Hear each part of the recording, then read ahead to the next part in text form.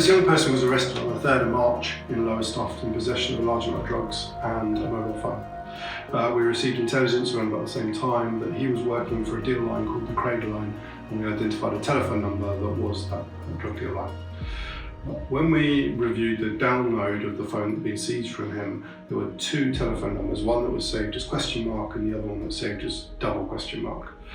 And when we looked at the call data relating to those 2 numbers, it was quite clear that there was a controlling influence from those 2 numbers into this young child.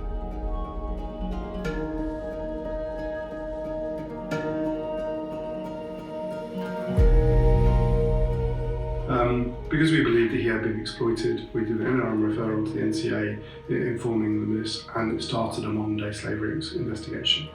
The core concept was that we didn't want to criminalise this young person. We were trying to identify those who were exploiting him and those who were controlling him and supplying him with the drugs that he eventually then dealt.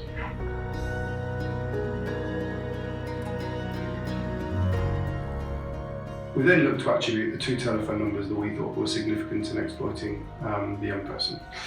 One of those telephone numbers turned out to be subscribed in the name of Jerome James.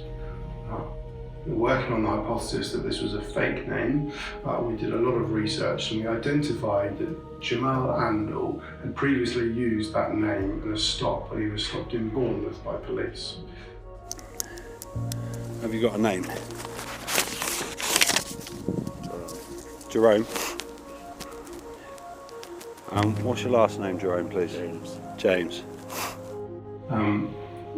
Once we identified that Andall had previously provided false details, we identified an incident where Alex Anderson had been stopped in Hitchin by police with another male who had given a different name.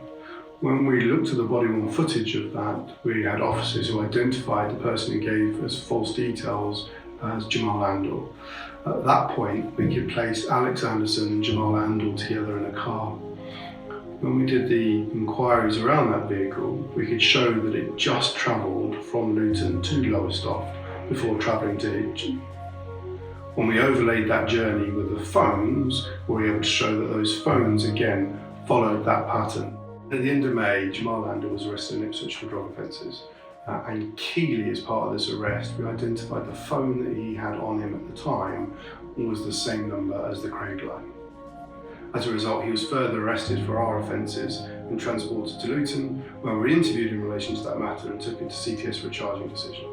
Unfortunately, at that time, the CPS didn't believe we had sufficient evidence to charge him, so he was bailed to allow us to do some further inquiries in relation to that.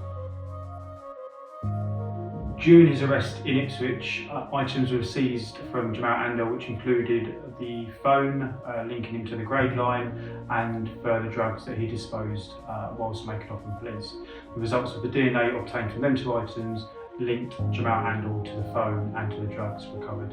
Based on that evidence, we then further arrested Jamal Andall and he was interviewed in May 2021. During the interview, Jamal Andall remained silent, answering no questions. And the last one, human trafficking. On either the 11th of Feb 2020 or 12th of Feb 2020, your client drove to Lowestoft, left him there, headed back to Luton in order to sell drugs on his behalf. And I'm asking whether you agree with that, Jamal, but I'm asking if you'd have to speak to a solicitor with regards to 4 allegations. Anderson, who is currently in prison, was interviewed. He gave no comment to all questions put to him. The client will be interviewed on suspicion of child exploitation and conspiracy to supply Class A. He'll be questioned about his suspected involvement in the running of a county line operating from Luton to Lowestoft.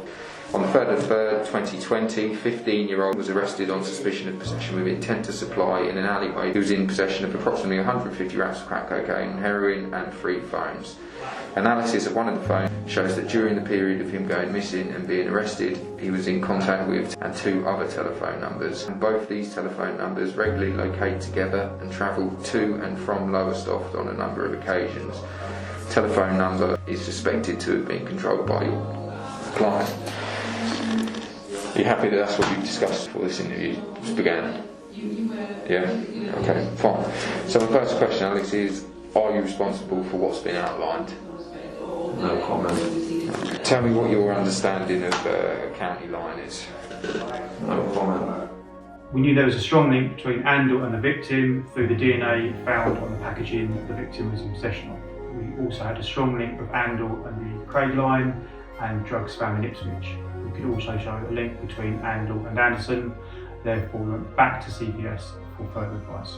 2 years after the initial mispair report was obtained, we received charging advice from CPS stating that Andall and Anderson were to be charged with human trafficking, modern day slavery offences and be concerned in the supply of Class A drugs.